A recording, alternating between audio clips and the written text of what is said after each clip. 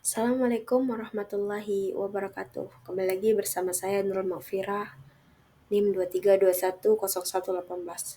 Di sini saya akan mempresentasikan hasil dari tugas terakhir saya, yaitu analisis kebutuhan fungsional dan non-fungsional. Pengertiannya adalah analisis kebutuhan fungsional dan non-fungsional. Dalam proses pengembangan sistem informasi atau perangkat lunak, analisis kebutuhan menjadi tahap yang penting untuk memastikan bahwa sistem yang dibangun akan memenuhi kebutuhan pengguna, serta dapat berjalan dengan baik sesuai dengan ekspektasi dan tujuan yang telah ditetapkan. Salah satu bagian dari analisis kebutuhannya adalah memisahkan antara kebutuhan fungsional dan kebutuhan non-fungsional. Masing-masing memiliki peran yang berbeda, namun sangat krusial dan dalam kesuksesan. Sistem yang dikembangkan berikut ini adalah penjelasannya secara lebih rinci mengenai keduanya. Apa itu kebutuhan fungsional? Kebutuhan fungsional adalah serangkaian spesifikasi yang mendefinisikan perilaku sistem, termasuk fungsi dan fitur yang harus dapat dilakukan oleh sistem. Kebutuhan fungsional terdiri dari satu, sistem absensi. Pengertiannya adalah sistem yang memungkinkan karyawan untuk mencatat kehadiran mereka. Contohnya, penggunaan QR code atau aplikasi mobile sebagai metode alternatif. Sini ia juga mempunyai kelebihan yaitu mengurangi antrian dan mempermudah karyawan dalam melakukan absensi, meningkatkan efisiensi. Dan ia juga mempunyai kekurangan yaitu masih memungkinkan adanya kegagalan teknis atau ketidakpahaman karyawan terhadap dalam menggunakan sistem yang baru.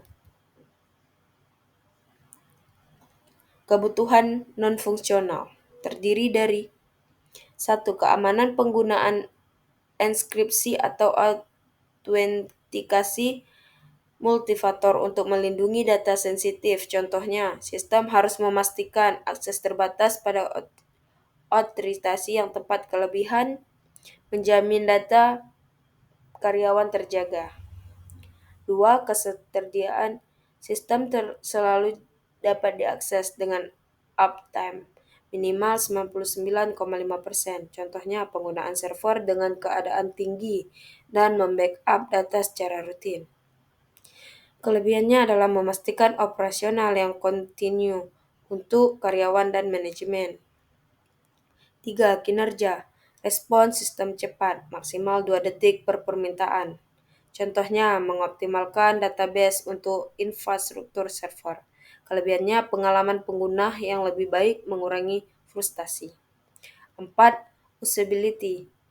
Antarmuka penggunaan intuitif dan mudah digunakan. Contohnya, desain antarmuka yang ramah pengguna dengan instruksi yang jelas. Kelebihannya, pemakaian yang lebih luas oleh karyawan, termasuk yang kurang berpengalaman dalam teknologi. 5. Skalabilitas. Sistem dapat tumbuh seiring dengan bertambahnya penggunaan dan data. Kelebihannya memudahkan perusahaan untuk beradaptasi dengan kebutuhan masa depan tanpa harus mengganti sistem. Jadi di sini kesimpulannya adalah sistem baru yang dapat terintegrasi untuk menangani permasalahan absensi, izin, dan reimbursement akan meningkatkan efisiensi operasi perusahaan dengan memenuhi kebutuhan fungsional seperti absensi yang lebih mudah, pengajuan izin yang terorganisir, dan reimbursement yang cepat, serta kebutuhan non-fungsional terkait keamanan, performa, dan usability. Perusahaan ini dapat mengurangi berbagai kendala saat ini. Penerapan sistem ini harus mempertimbangkan pelatihan dan transisi untuk memastikan adopsi yang sukses oleh semua pengguna. Baik, sekian presentasi dari saya. Semoga dapat bermanfaat bagi kita semua. Mohon maaf apabila ada kekurangan.